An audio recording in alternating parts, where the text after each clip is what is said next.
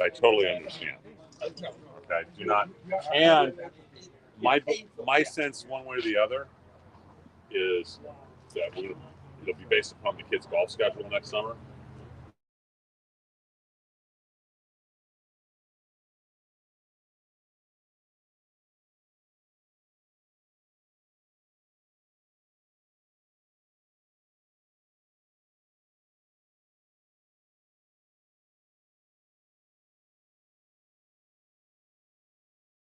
Good idea. Good job, Baruch atah Adonai Eloheinu, melech haolam, asher kirishanu b'mitzvotav, v'tzivanu la'asok b'divrei Torah, la'asok b'divrei Torah, la'asok b'divrei Torah, la'asok b'divrei Torah, la'asok b'divrei Torah.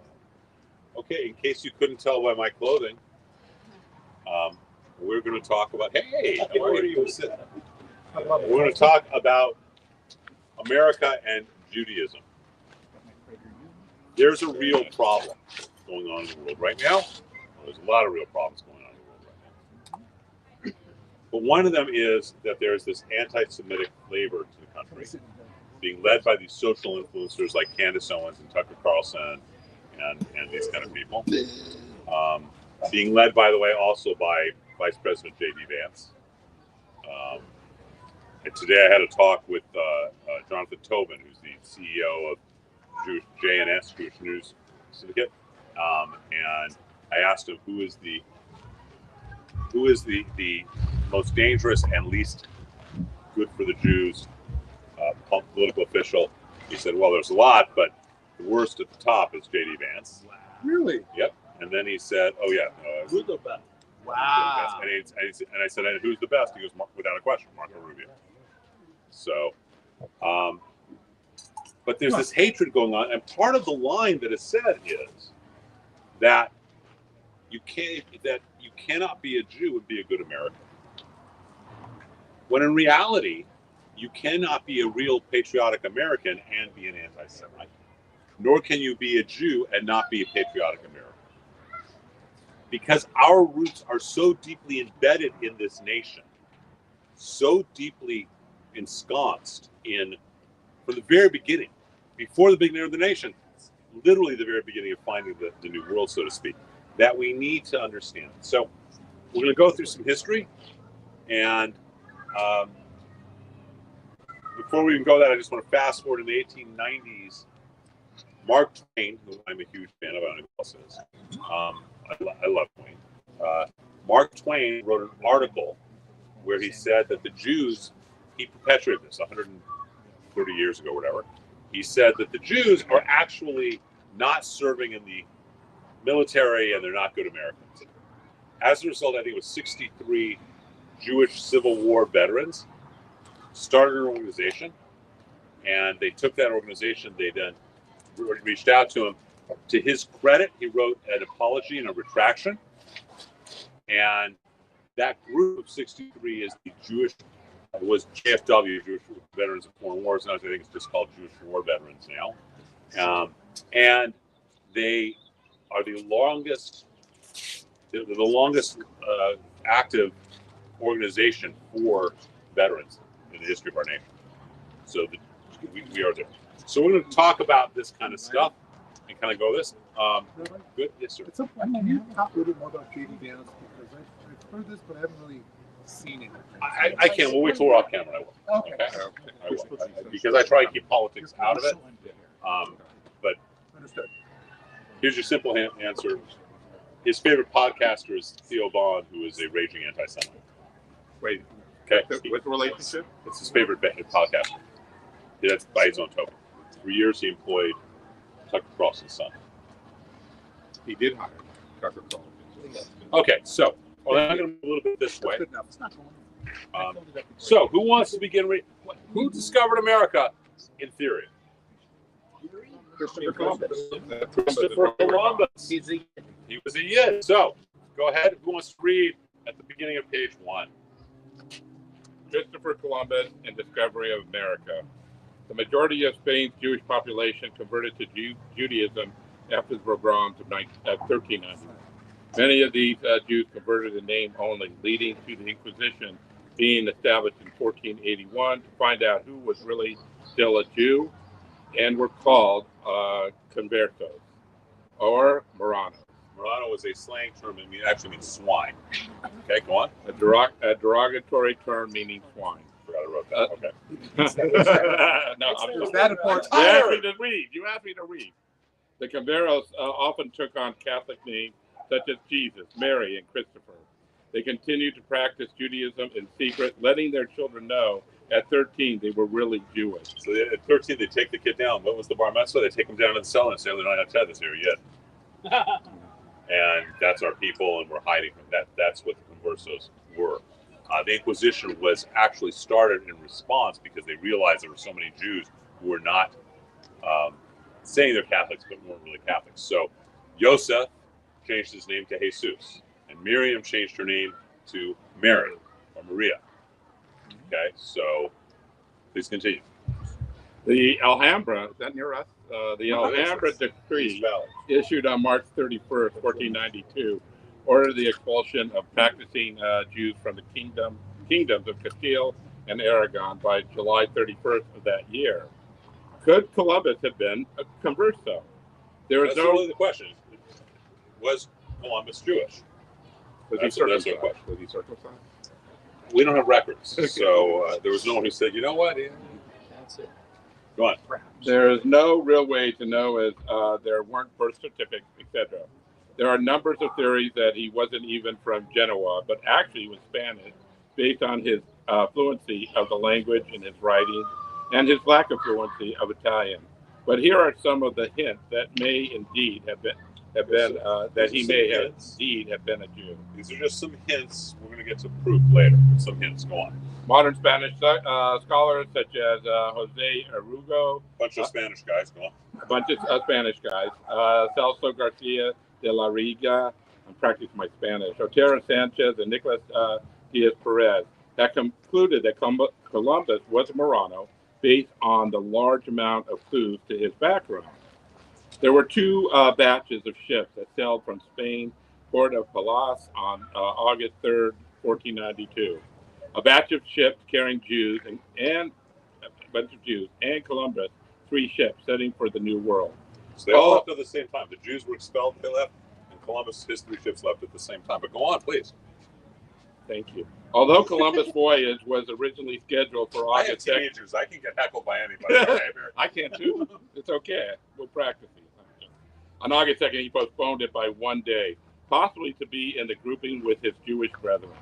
And additionally, because August 2nd was Tish B'Av, a bad day for a Jew to start a long journey across the ocean. So if he was Jewish, he wouldn't have gone out on August 2nd. He would have waited till August 3rd. But that's still not proof. Go on.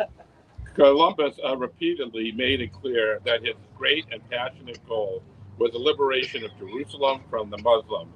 CNN was around there too. Exactly. Live.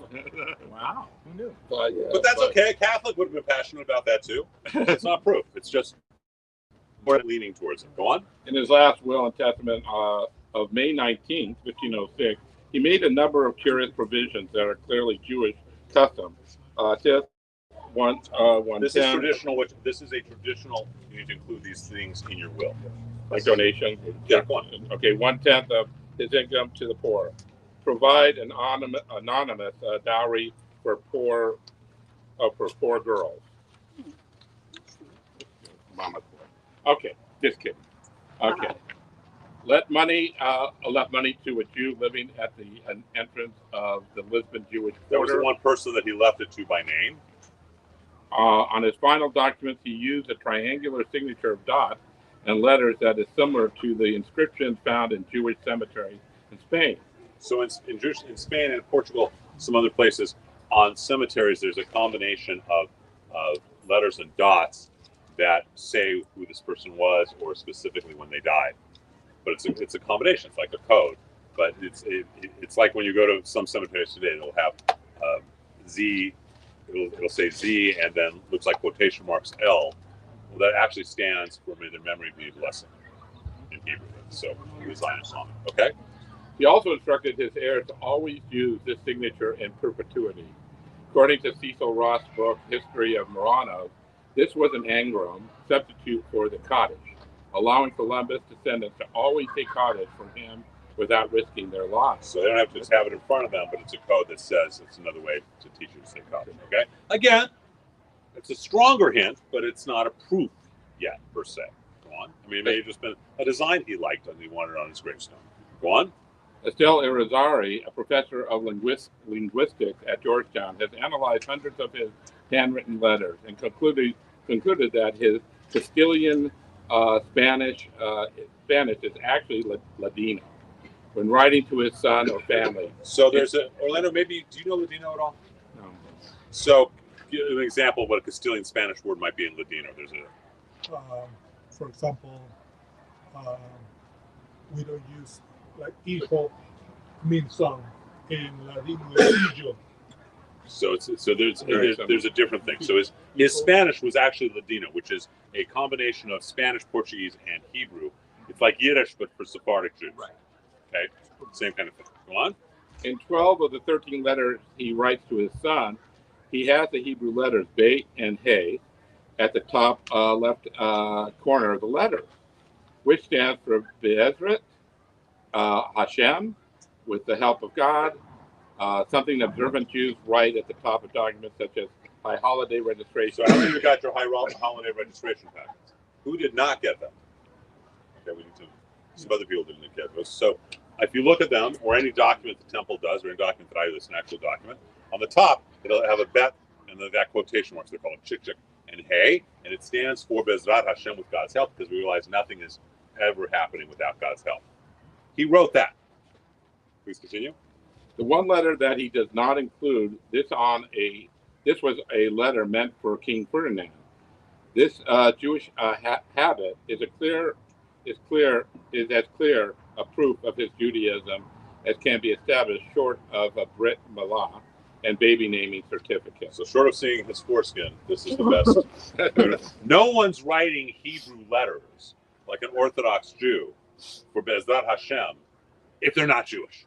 First of all, it requires that they would know what Hebrew to begin with, which is rare in Spain at that time. But secondly, you wouldn't write it if you knew, unless you were a Jew. That's a proof that he, with all the other things especially, that Columbus was actually Jewish. Go on.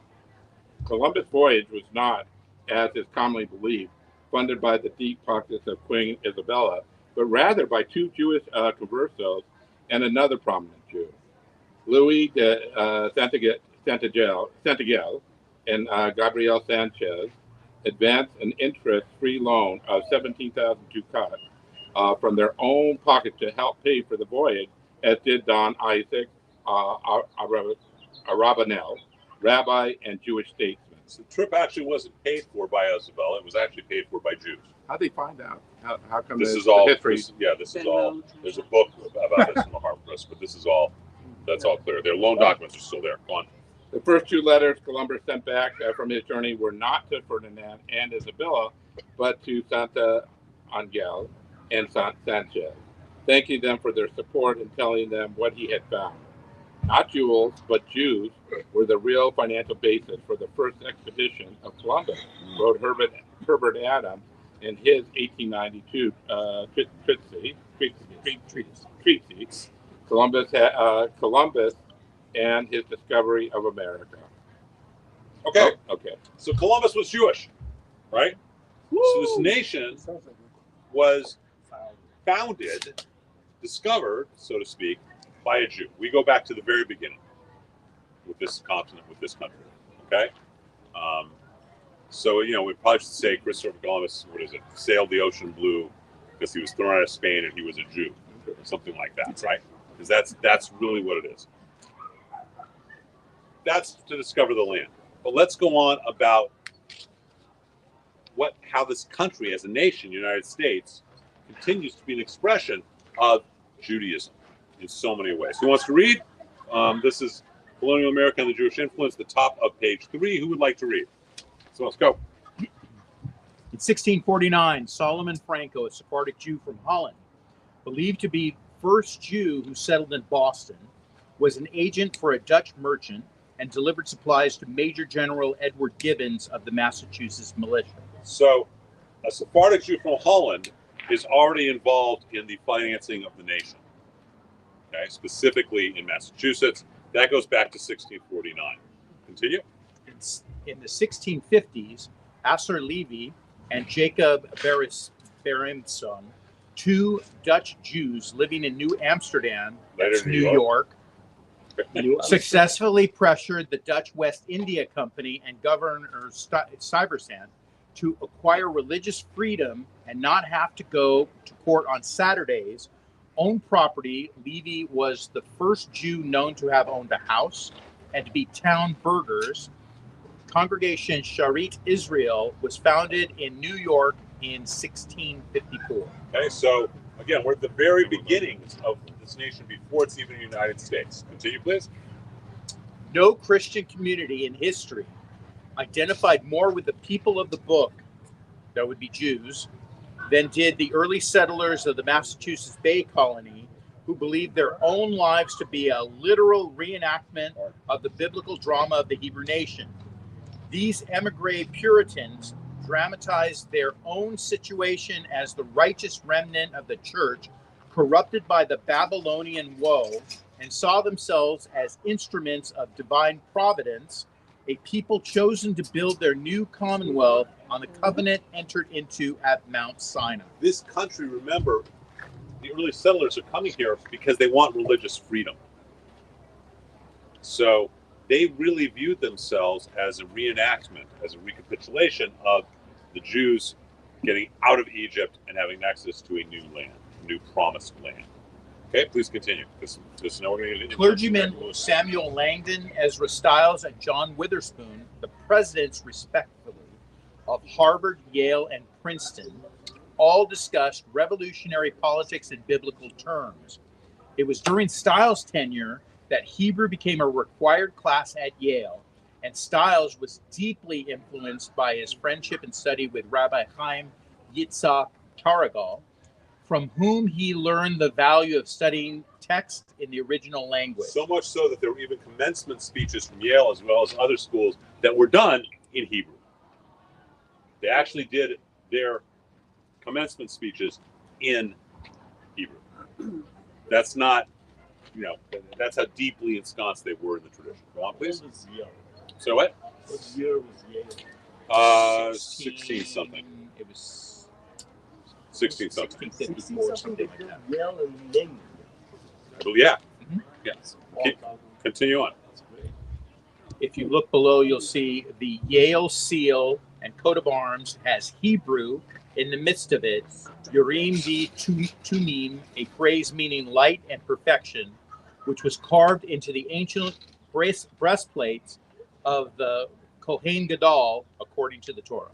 So, if you look on the bottom of the page, and you look in the center of that blue, it says Urim Tumim. It has a shim. Okay? Light and perfection. It is what was on the breastplate of the high priest.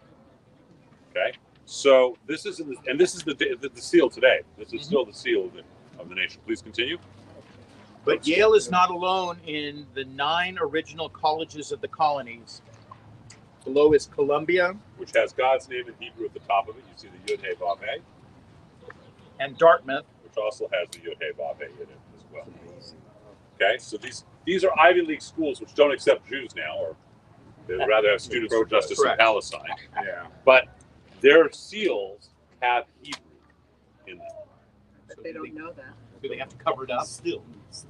They just say, "Oh, that's Palestinian land." Come on.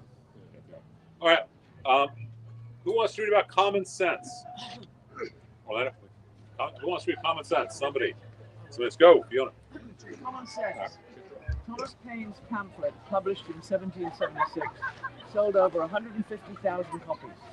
In a population of only 2.5 million nationally, this means that in proportion to the population of the colonies, this is the most sold and distributed book of any in American publishing history, and is still the all-time best-selling American title. Pretty amazing. So that's how big. I mean, everyone read it at that time. So please continue. Much of the pamphlet deals with the monarchy and how it should or should not be manifest in government.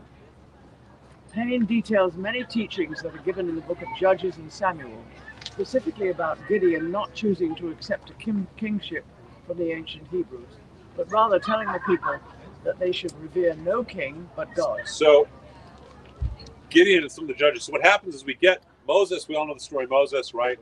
He gets out. He goes, leads us to Israel, but he doesn't go in. Joshua leads us in. Then we have a period called the Judges. During the period of the Judges, each of the clans, each of the tribes had their own area, and it was a confederation of states. They were all run by their own state. It was all their own state, their own tribe. And then when there was a problem, a judge would help lead them all together so that they could fight a national cause. But then the national identity would not be as influential, and it was each tribe, Dan and all these things are different. We did not originally have a king until the people wanted a king. They begged for a king, and ultimately King Saul was anointed by Samuel. Please continue.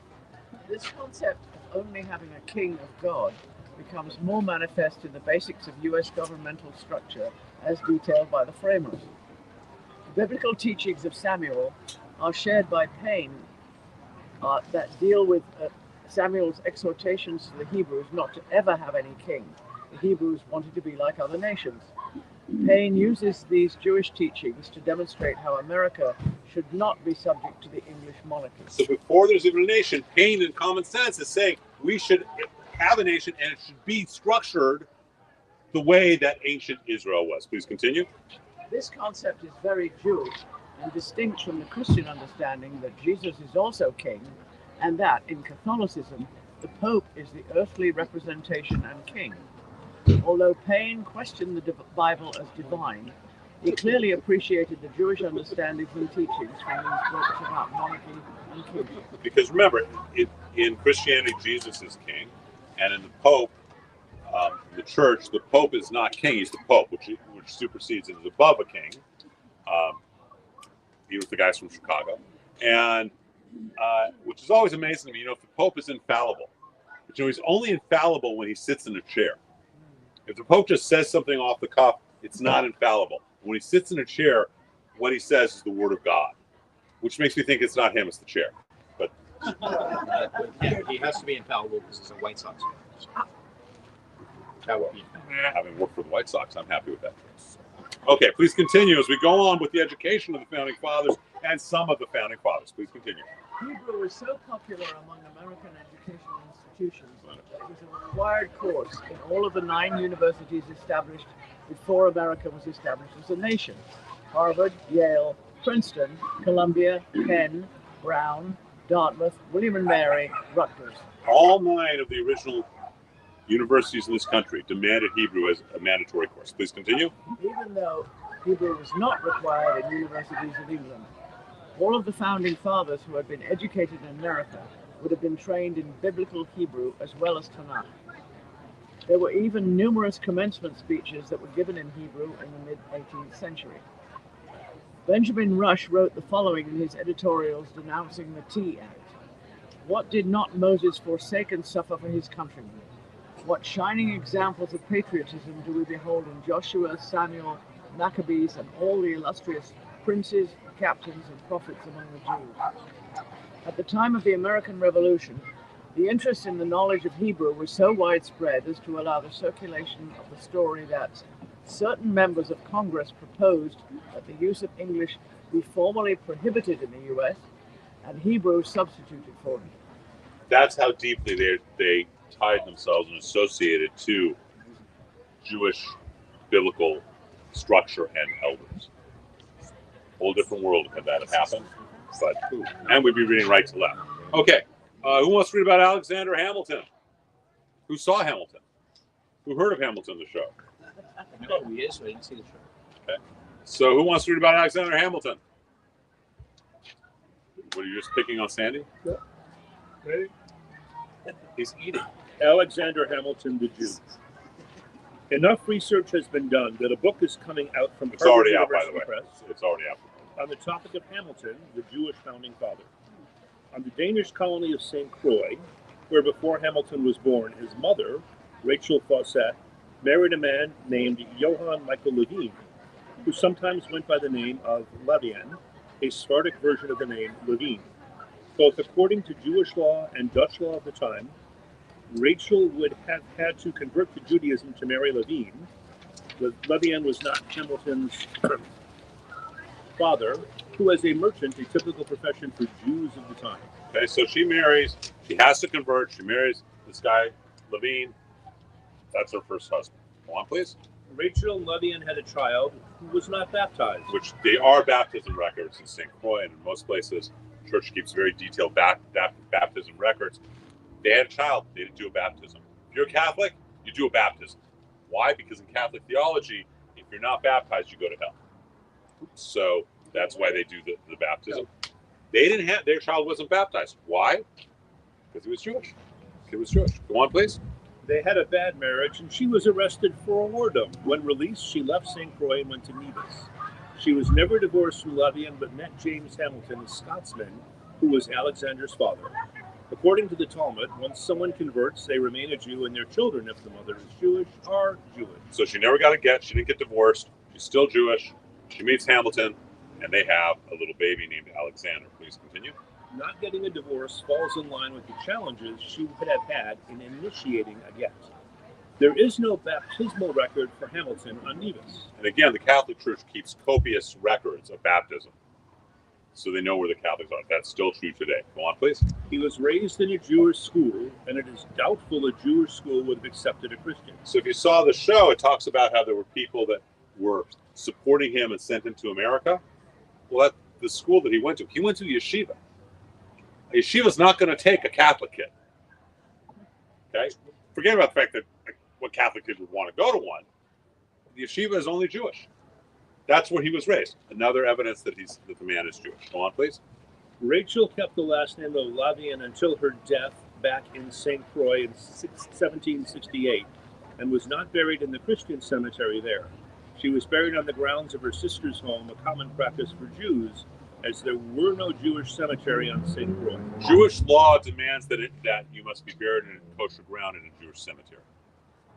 If it's a cemetery like Pierce Brothers over here in Westlake, what they've done is created a Jewish section. There has to be a road and or trees that are blocking off the Jewish section from the non-Jewish section.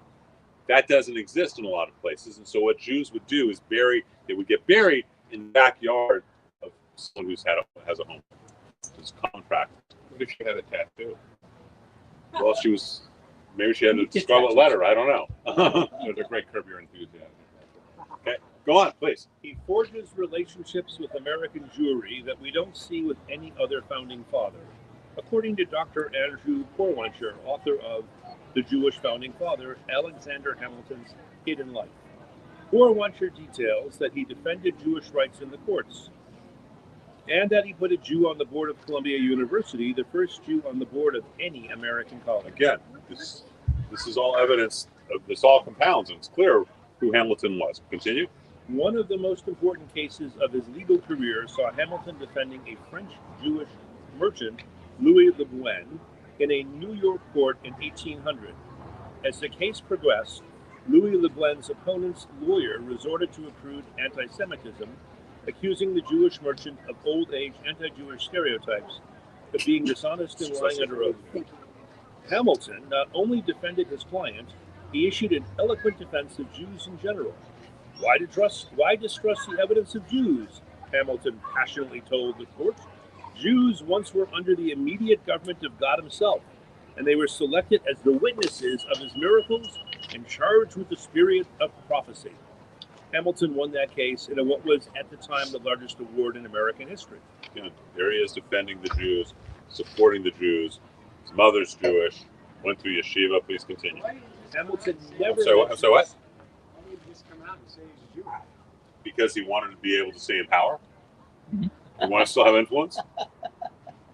Remember, if Hamilton hadn't had certain experiences, he probably would have run for president.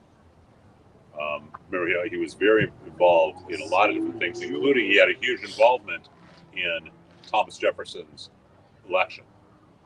So, he didn't want to be segregated as the Jew. So that's what he did. Please continue. Don't ask, don't tell. Hamilton I don't think he was gay, mentioned... but don't ask, don't tell. God bless you. Hamilton never mentions church in his writings, other than political relationships between government and church, and never publicly took communion. Look, even Joe Biden went to go take communion, right? Hamilton didn't. Every political official who's Catholic goes to take their look, I'm at church. He never did that. Go on. Both Hamilton and his children had close Jewish friends, another sign he was Jewish, as most non-Jews of the time would not allow their children to associate with Jewish children. Hamilton was extremely close and collaborated in writing with Kazan Gershom, Sextus, the first and only Jew to sit on the board of Columbia until Cardoza in the 20th century. When the new U.S. Constitution was being ratified by the states in 1788, Hamilton led the movement to promote ratification in New York. Okay, so the Constitution was his baby. You know, he wrote the Federalist Papers and all this. Go on. This was a total of his life's work, and he threw everything he had into the cause. In July of that year, Hamilton and others arranged a parade to promote the Constitution. Through his Jewish contacts, the parade organizers found that the parade conflicted with the Jewish fast day, the 17th of Tammuz. Even though Jews were less than 1% of the New York population at the time, the parade was rescheduled for the following day thanks to Hamilton's efforts. Again, why would a non-Jew do that? So, the guy who finds this country is Jewish, Columbus. The guy who really is responsible for the infrastructure of this country, the father of the $10 bill, right, is Jewish. There's no questions about it. What about George Washington? Not a Jew, but very Jew-friendly. That's Chandler's song. That's right. Damn it. The only one who It's not Hanukkah. No, I caught it. Shouldn't it be about the Hamiltons, not the Benjamins? should be. Wait. You only got 110. All right, who wants to read about George Washington? Somebody read about George Washington. Yeah. Who wants to read George Washington? Read. Me? What? Again? No. Somebody read. Who All wants right, to I'll read. George Washington. George Washington. Washington's unique position in the formation of the United States allowed him to determine whether Jews would be accepted institutionally or if they would continue to receive the hatred from governments that they had experienced in Europe. He chose the former, and here are a few written examples of the support for Jews and Judaism in America. Upon receiving a letter of congratulations from the Jewish community of Newport, the new president responded as follows. It is now... in the shul in Newport, by the way. Yes. Rhode Island. Never seen it? Have you seen it? Never seen it? I've been... If you go there, you can see that the letter's still there. Have you seen it, Sandy? I would love to see that. Just, I've no desire to go to Rhode Island except for that one thing, so it's kind of... I almost went to Rhode Island, but not quite. It is now no more than toleration is spoken of, as if it were by the indulgence of one class of people that another enjoyed the exercise of their inherent natural rights. For happily, the government of the United States, which gives to bigotry no sanction, to persecution no assistance, requires only that they who live under its protection should demean themselves as good citizens, in giving it all occasions their effectual support. He continues, may the children of the stock of Abraham who dwell in this land continue to merit and enjoy the goodwill of the other inhabitants, while every one shall sit in safety under his own vine and fig tree, and there shall be none to make him afraid. He was very clear on a lot of ethical things, one of which was the Jews need to be taken care of. They are an active and integral part of our nation. Please continue. May the same wonder-working deity who long since delivering the Hebrews from their Egyptian oppressors, planted them in the promised land, whose providential agency has lately been conspicuous in establishing these United States as an independent nation, still continue to water them with the dews of heaven, and to make the inhabitants of every denomination participate in the temporal and spiritual blessing of that people whose God is Jehovah. 1789 letter to the congregation of Mikvah, Israel, Savannah, Georgia. It is so important to understand that anyone who studies Bible, and it doesn't matter if it was then or now. I had a conversation with Pastor Jack Hibbs about this. It's very clear. It says, I will bless those who bless you. I will curse those who curse you. You can pinpoint with 100% accuracy the rise and fall of a nation as to how they treat their Jews. With total accuracy. Washington understood this. And so he was very clear about making this a Jew-friendly country. Yes? We have someone from Israel saying, Shalom from Israel. Alechem Shalom. So we probably need light at this point so we can see a little better too. All right, so let's talk about we found it, we framed it with the infrastructure, but you know what else we did?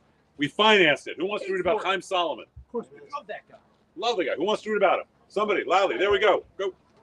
Chaim Solomon, the founding financier, is accepted along with Robert Morris, the superintendent of finance for the colonies, as the prime financier of the American Revolution.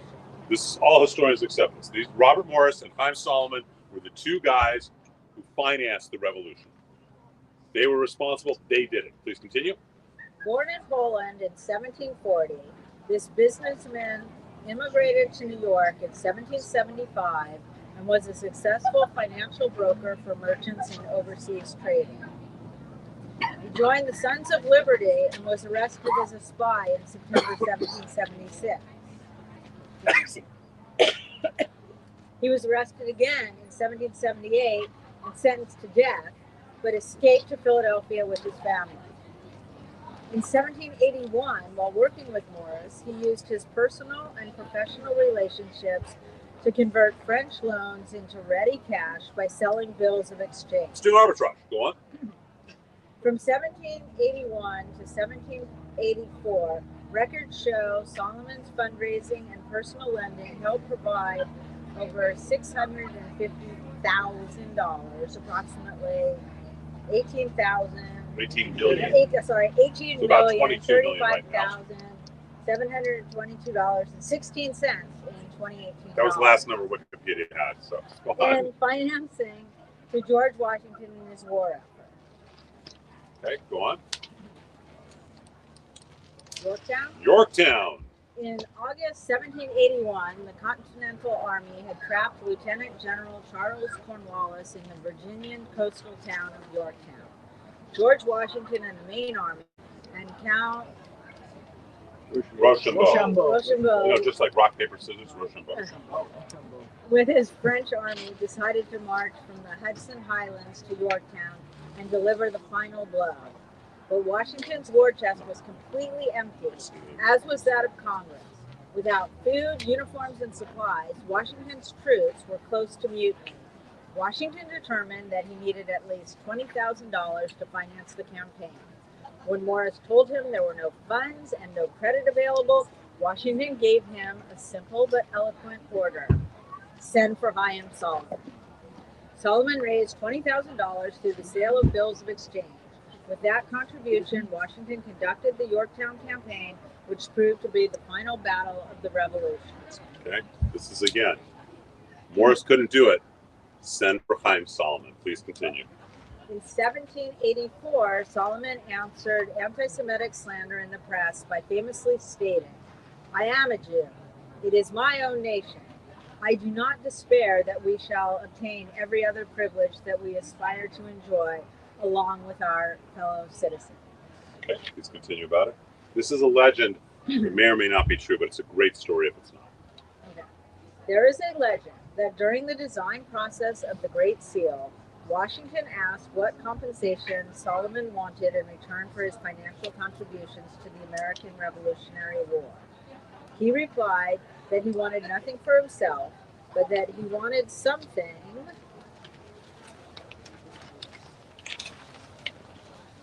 for his people. While there is no evidence, there is a theory that the 13 stars representing the colonies on the seal were arranged in the shape of the Star of David in commemoration of Solomon's contributions. This appears to have little basis in fact, however, although it is often repeated. So it's been a legend for 200 years, 250 years, but there's no documentation on it. But if you look at that picture on the page before, or if you pick up a dollar bill, you see that the 13 stars representing the 13 colonies are shaped like a Magen David. That it's put down like that. It's kind of a unique shape to do. Okay, please continue. In 1893, a bill was presented before the 52nd United States Congress ordering a gold medal be struck in recognition of Solomon's contributions to the United States. In 1941, the Field Square Monument, a structure designed by Laredo Taft, was erected at Wacker Drive and Wabash Avenue in downtown Chicago. Taft began the work but died in 1936. It was completed by his associate, Leonard Unell. The monument depicts George Washington flanked by Solomon and Robert Morris and grasping hands with both men. In 1946, a memorial statue was erected to Solomon at Hollenbeck Park in Los Angeles. The statue was rededicated in 2008 at Pan Pacific Park in the Fairfax district, where it can be found on the corner of Gardner and 3rd Street. And I'm not sure if right now it's still up there, because they had to put barrier fences around it during the George Floyd riots. There were problems. I don't know. Well, you live by there. Is it still there? Yeah. No, is the statue still there? At the park. Is the statue still there? Still there? Okay. Please continue. In 1975, the United States Postal Service issued a commemorative stamp honoring Chaim Solomon for his contributions to the cause of the American Revolution. This stamp, like others in the Contributors to the Cause series, was printed on the front and the back. On the glue stamps are not. Most stamps are only printed on one side. On the glue side of the stamp, the following words were printed in pale green ink. Financial hero, businessman, and broker Chaim Solomon was responsible for raising most of the money needed to finance the American Revolution and later to save the new nation from collapse. The congressional record of March 25th, 1975 reads, when Morris was appointed superintendent of finance, he turned to Solomon for help in raising the money needed to carry on the war and later to save the emerging nation from financial collapse. Solomon advanced direct loans to the government and also gave generously of his own resources to pay the salaries of government officials and army officers, with frequent entries of, I sent for Chaim Solomon. Morris's diary for the years 1781 to 84 records some 75 transactions between the two men. And by the way, he died almost penniless. He gave it all away. Huh? He gave it all. He gave it all to the country. He was lucky he didn't have penny. Who was it? He didn't. He gave it all. Exactly. All right. So we're going to skip over John Adams, but there's some here stuff if you'd like to read about John Adams, about James Madison, about Thomas Jefferson, and how they were all Jew friendly. Now, when we go back to this, they would be what would be called today Christian Zionists. Mm-hmm. Okay, remember that. Yes. Just want to add, just food for thought. If Hashem is involved with the founding of the country, which we think is true, the number 13 is fairly important in Judaism for the 13 attributes of mercy. And what a coinkydink that there were 13 colonies. Kind of coinkydink. So just food for thought. 13 is the number of Ahava, which means love. It's also the number of one. It's also the numerical value of God's name, Yud, He, Vav, and He, is 26. The idea that when we understand and experience our love for God, when we understand God's love and experience God's love for us, then we really have a deeper understanding of God. Okay? So let's go down to the bottom of page. Rabbi, add one more thing. There's more coffee. Oh, thank you. Good. Thank you. The bottom of page 13, because I think this is so fascinating, the Declaration of Independence and the Great Seal. Who would like to read? Someone else. Come on, somebody. Come on, volunteer. Peter, you got to come over here because he can't get his camera to see you. Or we can pull up a chair. There's a chair right there. There's a chair. Here you go. Right here. Sit here. You can sit here. Sit. We got a seat for you right here. The Declaration of Independence and the Great Seal. The Torah and Talmud both teach us, tzedek, tzedek, tirdof. Justice, justice shall you pursue. You remember the root tzedek, which means justice, is the same root of the word tzaddik, which means a perfectly righteous person, and the word tzedakah, which means charity. And it says tzedek, tzedek, tirdof. It says a number of different times. Justice, justice shall thou pursue. Go on, please.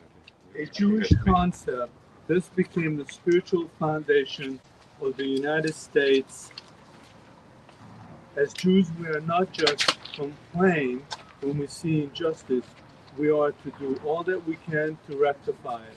The founding fathers and mothers of this country realized the importance of this teaching, and for the first time in modern history chose to fight against injustice by declaring their own nation based on ethical values. Like Jews throughout the centuries, they decided to embrace the concept that there are unalienable rights. The original document uses unalienable as opposed to inalienable, and that all men are created equal. No rabbi in their homily could have worded it better. On July 4th, 1776, the day that independence was declared, John Adams, Benjamin Franklin, and Thomas Jefferson were asked to design a seal for the nation.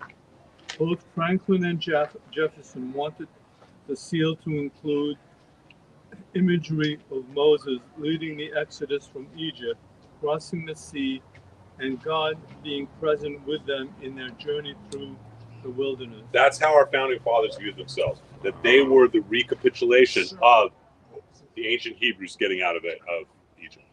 They got out of the slavery of England, and they were creating a new land, going to a promised land. Please continue. Preserved in a note from August of 1776, in his own handwriting, Ben Franklin wrote, Moses standing on the shore and extending his hand over the sea, thereby causing the same to overwhelm Pharaoh, who is sitting in an open chariot, a crown on his head and a sword in his hand, raised from a pillar of fire in the clouds, reaching to Moses to express that he acts by command of deity. This picture is the original seal that the three men wanted. That's the original seal of the United States. Can't be more Jewish than that. Can't have deeper Jewish roots. Sorry, what? They did teach this at Harvard. Not now. Not now. Not now. Go on, please. Jefferson's ideal seal included not only this image, but an image of the children of Israel being led in the wilderness by a cloud by day and a pillar of fire by night. The two were combined into the original proposed seal below. That's it. Where it also says obedience, that it says that rebellion to tyranny, to tyrants, is obedience to God. Something we need to remember today. Mm-hmm. Who wants to read about the structure of the Jewish values and structure in the organization of our government? I mean, there's a lot. You guys seeing how deeply involved in ensconced Judaism is. Who else wants to read? Come on, someone else. Okay. Jewish values and structure in the organization of the government. The Jewish government, according to the original constitution, which was divinely established, was a perfect republic. The civil polity of Israel is doubtless an excellent general model. At least some principal laws and orders of it may be copied to great advantage in more modern establishments. So said Harvard President Samuel Langdon in 1775. A Republic of United States. In the book of Judges, the tribes of Israel each have their own territory and come together under a judge. Joshua, Gideon, Samson, and so on. Only when they need to unify for a specific purpose, such as defense against enemies of the Republic. Ancient Israel was not a kingdom until Saul, but a confederacy of states. It was this model that the framers used to define the relationships between the states. Following the conquest of Jericho and the settlement of Canaan, Israel had no king or central authority, and every man did what was right in his own eyes. Isaiah 33:22 is often used by academics as a basis for the initial structuring of the three branches of government. For the Lord is our judge, the Lord is our lawgiver, and the Lord is our king. He will save us. They're your three branches of government, aren't they? Judicial, legislative, and executive. Please continue. The House of Representatives represents 435 districts of the U.S., where the people of each district elect one person to represent their views and interests. The idea of district elections is implicit in the Torah. We read in Deuteronomy 1:13, "Select for yourselves men who are wise, understanding, and known to your tribes, and I will appoint them as your leaders." Exodus 18:19 states, "Seek out from among all the people, men with leadership ability, God-fearing men, men of truth who hate injustice."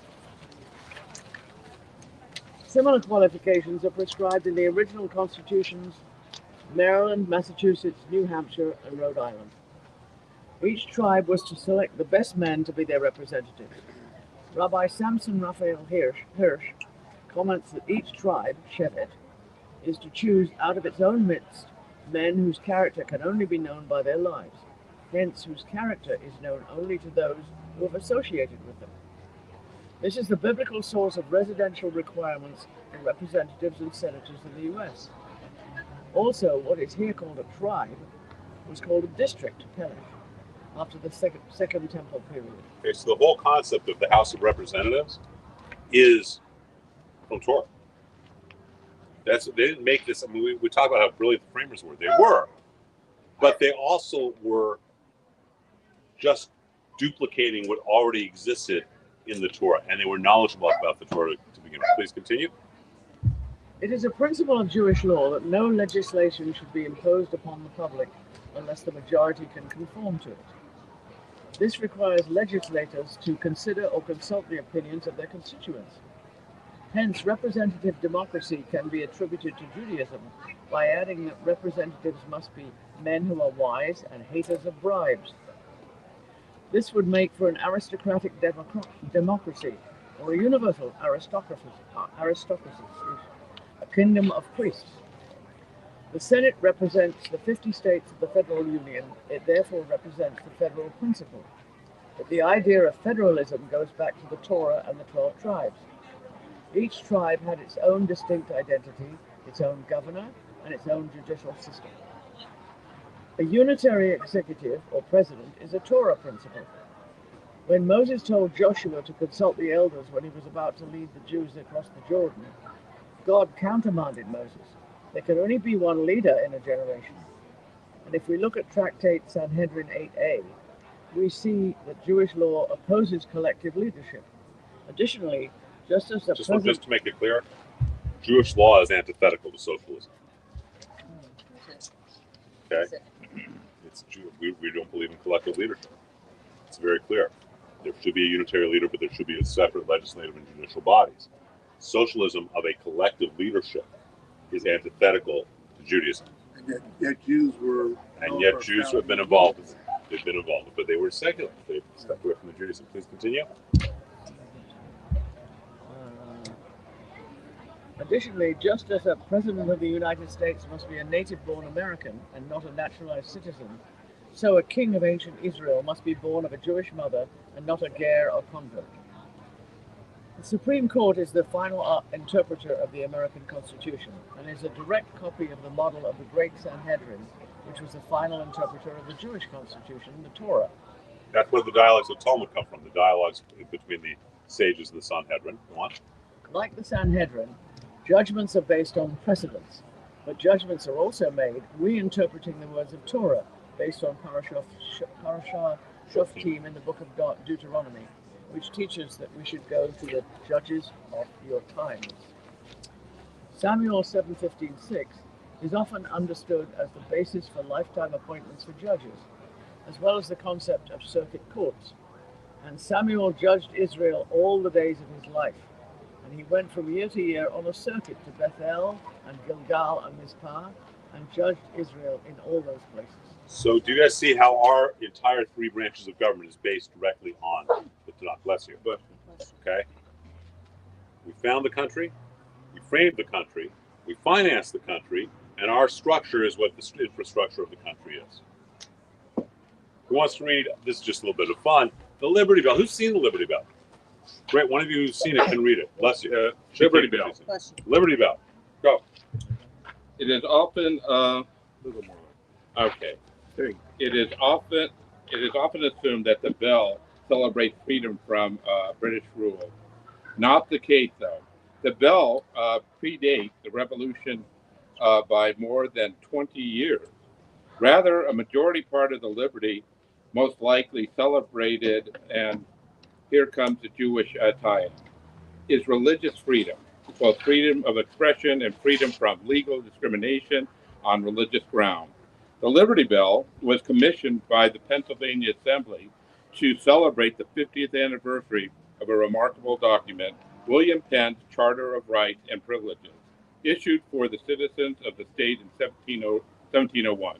It provides for liberty of conscience, declaring no people can be truly happy through under the greatest employment of civil liberty, if abridged of the freedom of their consciences as to their religious profession and worship. The nickname Liberty Bell comes from the passage inscribed across the top. Proclaim liberty throughout the land unto all the inhabitants thereof. Leviticus 25:10. This passage from Leviticus is about the Jubilee year, at which time all slaves are free. Bless you. God bless you. It is for this reason that the Liberty Bell became a unifying symbol for abolitionists and freeing of slaves, ultimately being a symbol for coming together in peace after the Civil War, all based on yet another passage from the Torah. So, some first so then we have a couple of pages of first Jews in different places. So, how many of you listen to the podcast or radio show? You all should just, even if you don't listen to it, stream it, put it on silent just so we get the downloads, so that if we have enough people streaming it, then they can start selling advertising, which becomes a fundraiser for the temple. But I want to go to Reno. So what? I want to go to Reno. You want to go to Reno after the Atlantis Resort Casino? It's actually a fabulous place. It's amazing. So it is. So I've had some interesting conversations with some different people. One of whom is Alan Dershowitz, Professor Dershowitz, who really believes that in today's world in America, he made a great comment. He said in the 60s he fought for black civil rights because the fight for civil rights was taking place in that world. In the 90s he fought for gay civil rights because that's where the battle was. He said for now and for the rest of his life, he's fighting for Jewish civil rights because that is the civil right that's being violated in our nation today. It's a fascinating statement, and he is truly an ultimate libertarian, an ultimate constitutional scholar. He's 87 years old and was for 50 years was professor at Harvard Law School. Brilliant. So I find that interesting. I also found interesting a conversation with a man named Pastor Jack Hibbs. I try and stay away from commenting on Christian scriptures because I don't know Greek. And I know that if you don't know Hebrew, your translations are, you're relying on a translator.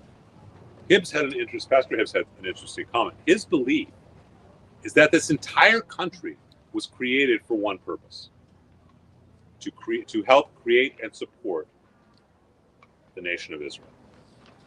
His belief is that, and he cited all sorts of Christian texts to justify it. That he believes that based on the text, you can't deny the fact that this nation exists for that purpose of supporting and helping create and support Israel. And in fact, if we stop doing that, we will stop as a nation receiving the blessings of God. Fascinating. Also, a conversation with James Lindsay that is appropriate. How many of you have heard anti-Zionism is anti-Semitism? Right? Lindsay's point, and I think this is a brilliant point, is that's not true. Anti-Zionism is worse than anti-Semitism. Here's his logic. Anti-Semitism is a hatred for Jews. Anti-Zionism is a hatred for Jews and anyone who's Jew-friendly. So anti-Zionism is actually a bigger umbrella. All of our founding fathers were Christian Zionists, except for Alexander Hamilton, who was Jewish. The rest of them were Christian Zionists, what we would call today Christian Zionists. Those are supporters of Israel. Those are supporters of the Jewish people because they understand the text. So all of these people who are saying, oh, you can't be a Christian and still support Israel. You can't be a Christian and not support Israel. You cannot be a Christian and be an anti-Semite. You just can't do it. It's against the theology of Christianity. It's plain and simple. So that's the first big piece in this. The other big piece, and I think this is the takeaway for the evening, we've been involved in the creation and depth of this nation since it began. From Columbus through Hamilton, the Declaration of Independence, all of these different things, financing it with Chaim Solomon. If you look at the first, you'll see that we repeatedly, there's Jewish values coming up and being part of it. The argument right now that is so prevalent in our culture are the statements of anti-Semites like Tucker Carlson, Candace Owens, Nick Fuentes, the Tate brothers, people like this. And part of their argument is the same argument that was used against Kennedy when he ran for president. When Kennedy ran for president, none of us are old enough to really have been at that point. He was a Catholic. And so the idea was he's going to be more loyal to the Catholic Church than he is America. As if you can't do both. Especially in Judaism, where we don't have a supreme leader like a pope. It's the exact opposite. If you are an observant Jew, if you are tied to Judaism, then you need to realize that this is the greatest country that's ever existed outside of Israel. Amen. Plain and simple. Any Jew must be, by definition, in the same way a Christian cannot be an anti-Semite by definition if they're really Christian, if you're a Jew, you got to be a patriotic American. At the same time, you cannot be a patriotic American and not be Jew-friendly. It doesn't work. It's an inherent contradiction. So when these people start spouting off whatever they're spouting off, whatever hate they're spouting off, which has become so prevalent, we need to be clear that that's not the case. But we need to also remember Professor Dershowitz's teaching. This man is 87 years old. It's time, because this is the battle of civil rights. If someone doesn't support Israel, they don't get our support. Financially, energetically, etc. If someone doesn't support Israel, they're not American. They're not really being true to these values that we've studied. If someone doesn't support Israel, then it's a two-way bridge. If they want our support, they got to give support as well. What's happening all too often is for both Jews and for people who are not Jews, but they're not sure where on the fence they sit, they're scared to say anything. They're hesitant to say that's wrong. They don't want to start a fight. Well, in 1960, whatever, pick the year, if someone had said the N-word and said about blacks or monkeys, any responsible person who wasn't black would have said, stop that. That's ridiculous. That's absurd. That's hateful. It's prejudice. It's antithetical to Christianity. It's antithetical to Judaism. It's antithetical to American values. Everyone did that, didn't they? And in the 90s, people did that with gays. Well, today, when you hear anyone saying anything bad about Israel, it is our responsibility, privilege, and blessing to go up and say, you know what? You're wrong. We are an integral part of this nation. You can use this document. We are an integral part. We are tied into the nation as the same way the nation is tied to us.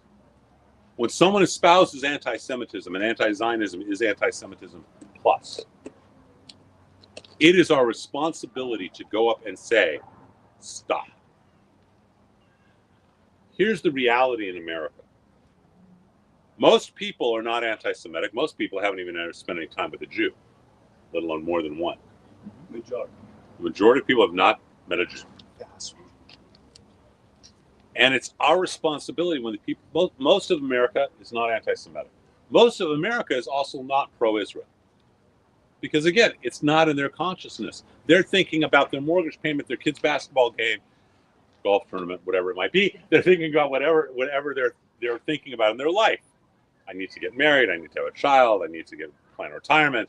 I'm worried about the stock exchange. Whatever it is, Israel's not in their consciousness. We need to make it clear that those people who best are termed a-Semite, they're not anti, they're not pro, they got no feelings. Those are the people, like the independent voters determine an election, right? Those are the people that we need to convert to make them realize, wait a minute, we're an integral part of this nation. You can't be a Jew without being a patriotic American. You can't be a patriotic American without being Jew-friendly. We need to go to those people and explain to them the realities. When someone starts saying, like Anna Kasparian, whatever the hell her name is, right? And she's saying, Israel's horrible, and they've taken organs from their prisoners for organ donations, and they've trained dogs to rape Palestinians. All of that is absurd and disgusting.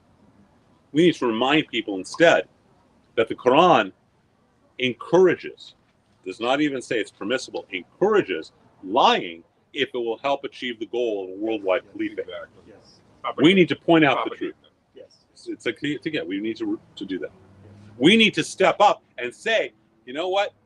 What you're saying is just wrong. And you need to look at the realities. We need to remind them, show them a video of October 7th and what happened, where there's video of that going on. So there's no video of any of this other Chazarai, right? They proudly took videos of it. It is our responsibility right now. The real anti-Semites, you're never going to convert. You're never going to get them to be pro-Israel. They hate us. A lot of reasons. I've given classes on anti-Semitism. There's a lot of reasons that they justify it. Those people are not going to typically change.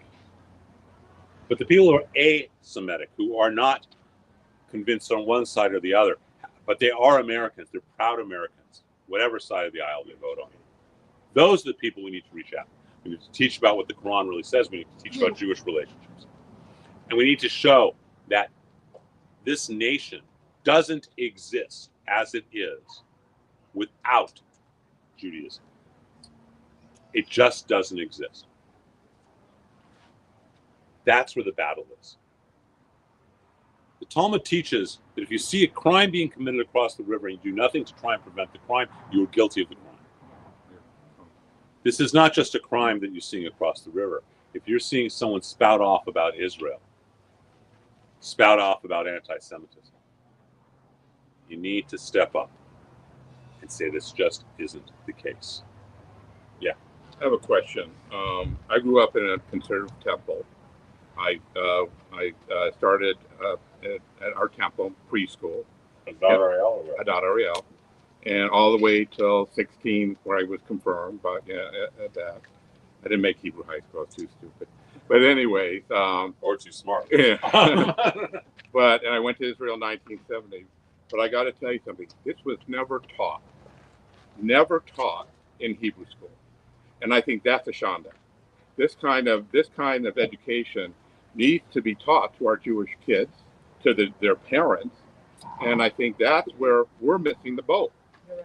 And I think that I don't know if you could do a podcast on this, but I got to tell you something. This is very enlightening, and like I always say, better late than never to learn.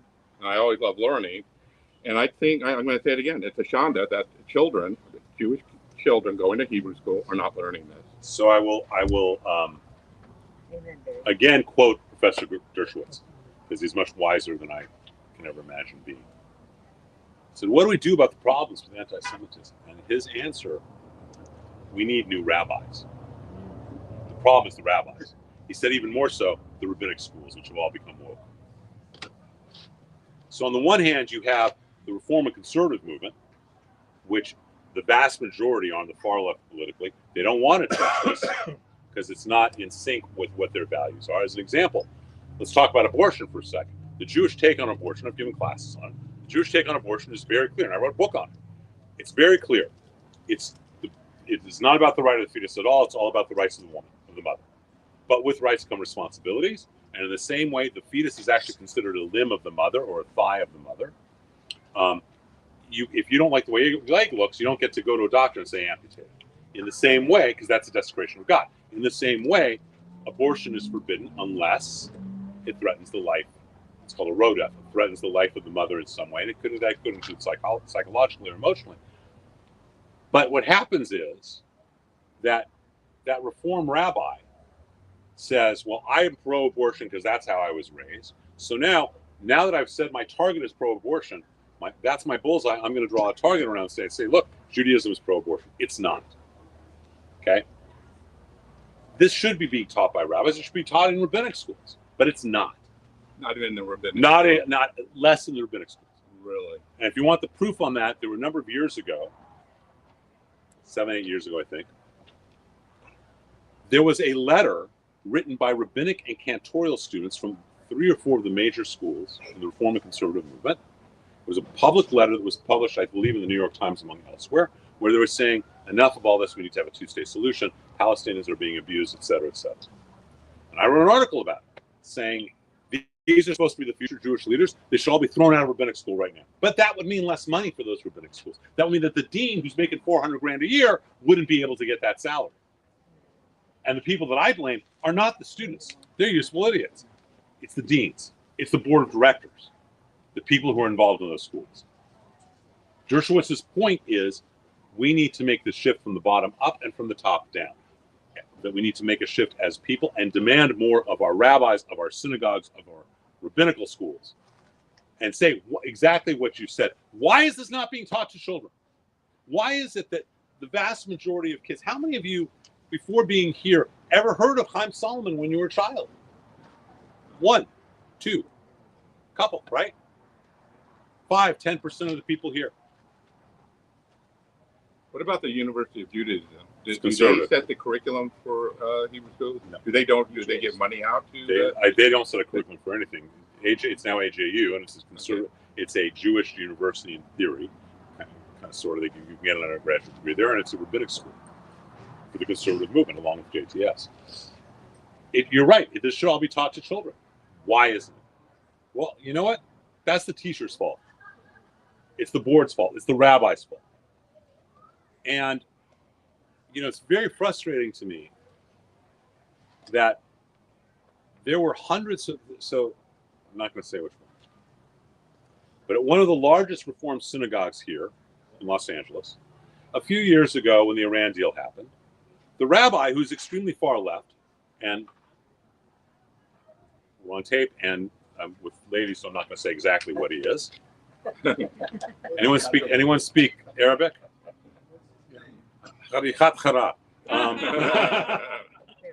You were the one person who... Well, it's Hebrew. It's not even Arabic. No, it's originally Arabic, I think, isn't it? Haticha is peace in Hebrew. Haticha. So, but the phrase is shalom. So, peace. Okay. No, peace like the IEC. Okay. He got up on, it was either Rosh Hashanah or Yom Kippur, and he talked about how you're a bad Jew if you don't support Obama's Iran deal. And 200 to 300 Jews, most of them Persian, by the way, got up and walked out. And you know what they did, though? They all renewed their dues. They all kept going to the temple.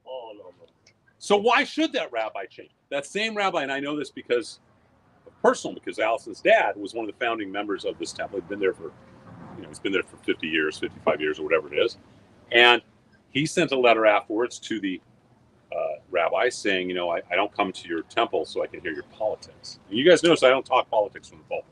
I do a lot of writing and a lot of speaking that's political, but it never comes from the pulpit, does it? And so David, my father-in-law, wrote a letter saying, I don't come here for that. I want to hear about Torah. I want to hear about God. And he got a letter back from this rabbi saying, and I've seen it, saying effectively, well, if you don't agree with this, you're a bad Jew. David then wrote a letter back, and he said, well, if you're going to keep doing this, I'm going to leave the temple I've been a member of for 50 years. You got a letter back from the rabbi. Bye-bye. You will be missed. Oh my God. So if people aren't walking when a rabbi is putting down Israel, when a rabbi is bad-mouthing Israel from the pulpit or elsewhere, that's not okay. I learned from Rabbi Shulchan. I've always had 2 rules, and then I found out they were Rabbi Shulchan's rules. God bless his soul. 2 things you don't do from a pulpit. Number 1, you don't preach politics. Number 2, because that's not why people are there. Number 2, you never badmouth Israel. Because the moment you do, everyone else who's an anti-Semite says, oh, look, the rabbi's badmouthing Israel. See? 80% of the congregation. I can't comment on that. No, I'm just in general. Debate. Yeah. That's what's Of the Reform conservative world. And then you have the Orthodox world who make it a point to say, all too often, this is how you have to be a Jew, and if you're not, you're a bad Jew. And we're not even going to talk about anything else. This is how that doesn't appeal to people either. We need to demand of our rabbis, of our teachers, of our schools. Why is a Jewish day school preaching and teaching the kids that there should be a two-state solution? There's been a two-state solution. They tried it in 1948. Didn't work. Arabs didn't want it. That's what Jordan's decided to state. So that's our obligation. And that's what we need to do, Barry. I mean, we need to be more demanding, and we need to speak out. When we hear someone sitting there and saying, 43% of Jews under the age of 30 voted for Zoran Mandani. 43% of Jews under the age of 30 in New York. Okay? It's scary. What are they going to do in Maine? Wait, what is that? The big Reform Temple in New York disinvited when Alan Dershowitz said, I can no longer be a Democrat because this one issue is so big.